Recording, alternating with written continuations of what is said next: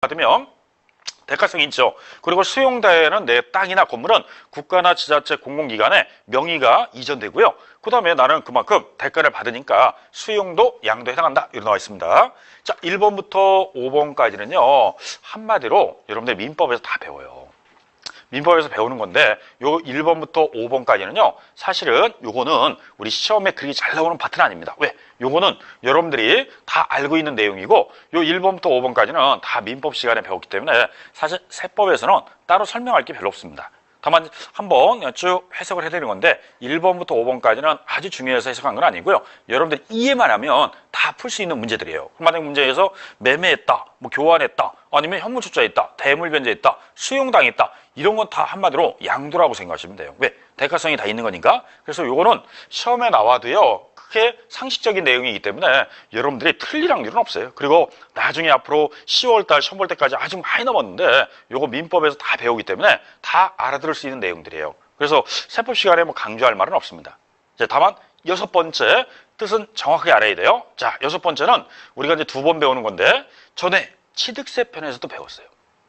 최근 25회, 26회 때는요. 오히려 취득세에서 나왔고요. 23회 때는 양도세에서 나왔는데 요 6번째는요.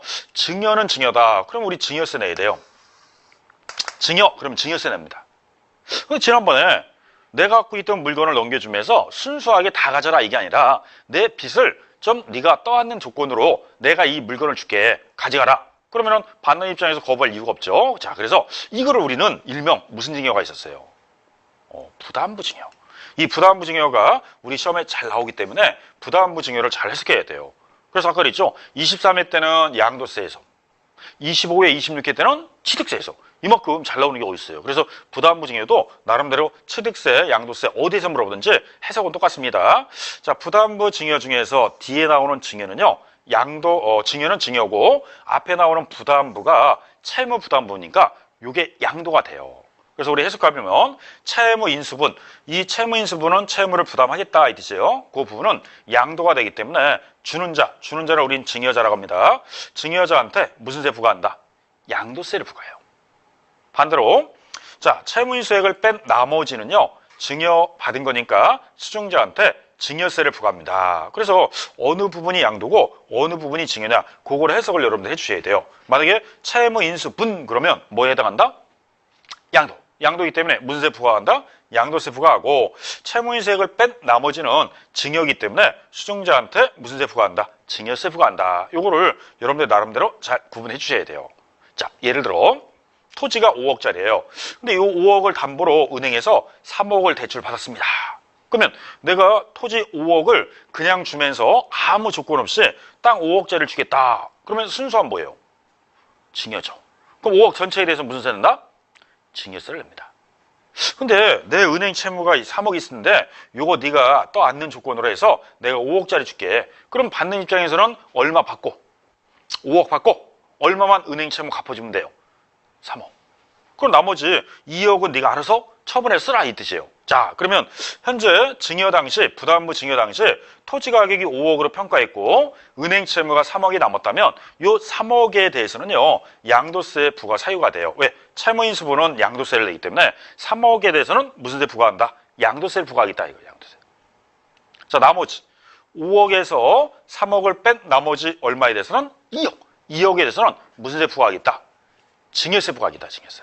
그래서 여기 나오는 부담부 증여 중 일부는 양도, 일부는 증여인데 이 토지 중에서 은행 대출은 3억에 대해서 양도세 내고 나머지는 무슨 세 부과한다? 증여세 부과합니다. 이렇게 우리가 이걸 표현할 때 부담부 증여라고 그래요. 자, 부담부 증여는 여러분들이 꼭 숙지하셔야 됩니다. 이게 양도세든 취득세든 자주 나오는 문제이기 때문에 개념을 정확하게 알고 있어야 돼요. 자, 여기다가 단서 붙여볼까요? 자, 원래 부담부 증여는 일부는 양도, 일부는 증여가 맞아요.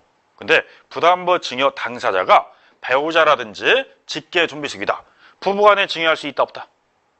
증여할 수 있죠. 직계존비속, 자녀나 부모한테 증여할 수 있어 없어요? 있죠. 그러면 배우자 및 직계존비속한테 부담부 증여를 하게 되면요. 증여로 추정한다 그래요. 증여로 추정한다는 거는 애매모호한 말이죠. 볼 수도 있고 아니 볼 수도 있습니다. 자, 우리 배우자는 몇 촌? 무촌. 0촌이죠. 촌수가 없어요. 그러니까 부부는 한 몸이에요, 한 몸. 그래서 우리가 님이라고 하죠, 님. 근데 딱 도장 찍으면 남이 됩니다. 그래서 님이 남이 될 수도 있죠. 그러면 배우자는요, 천수가 없어요. 그래서 살 때는 한 몸이기 때문에 천수가 없는 거고요. 그 다음에 이혼하면요, 남남이기 때문에 아예 여기서는 천수가 없습니다. 자, 그 다음에 직계 존비속은 몇 촌? 1촌이라고 하죠. 자, 부모와 자식은 1촌입니다. 멀어요, 가까워요? 너무나 가깝죠. 그러면 자, 부모가 자녀한테 증여하고 싶은데 전체를 순수하게 증여하면 증여세가 많이 나올 수가 있죠. 네, 전액 5억짜리를 그냥 순수하게 증여했다. 그러면 증여세 5억에서 내면 꽤 상당히 세금이 나와요. 근데 이걸 부담부 증여를 통해서 이렇게 해주면 이 은행 대출금은 양도세를 증여자인 부가 내고 나머지 2억에 대해서는 수증자가 증여세를 내기 때문에 아무래도 약간 세금의 부담이 달라질 수 있죠. 이러다 보니까 사실 부담부 증여가 우리 절세 효과가 좀 있긴 있어요. 절세 효과. 왜냐면 순수하게 증여하면 증여세 내지만 부담부 증여는 나눠지기 때문에 실제 부담부 증여가 실무적으로는 절세 효과가 있다. 그래서 부자들이 많이 하는 것 중에 하나가 부담부 증여입니다. 이것도 여러분들 알아두시는 것도 도움이 됩니다. 자, 그리고 이 부담부 증여를요, 이렇게 해서 증여로 추정했다가 이게 사실관계를 입증했다. 사실관계 입증하면 일반이라고 똑같이 아무리 배우자 직계무속이 부담부 증여 받았어도 은행 대출은 객관성이 있을까 없을까요? 있어요. 입증된 거로 봅니다. 이렇게 은행 대출은 객관성이 입증이 된 거니까 일부는 양도세 내야 되고 나머지는 증여세 내요. 그러니까 무조건 배우자나 직계무속이 받았다 그래서 무조건 증여다 이렇게 하진 않습니다. 그러면 입증관계는 누가 입증을 해야 돼요? 수증자가 본인이 이거를 이렇게 해서 받았습니다. 이걸 금융기관에 채무 같은 거 입증이 된 거로 봐요. 대표적으로 국가의 채무 중 국세를 체납했다든지 지방세인 지방자치단체 세금을 체납했다든지 금융기관의 채무 이런 것들은요, 객관성 있는 채무를 인증해 줍니다. 자, 그럼 이제 입증했으면 일부 양도, 일부 증여세가 되고요. 입증하지 못했다. 그러면 전부 증여세를 부과해요. 전부.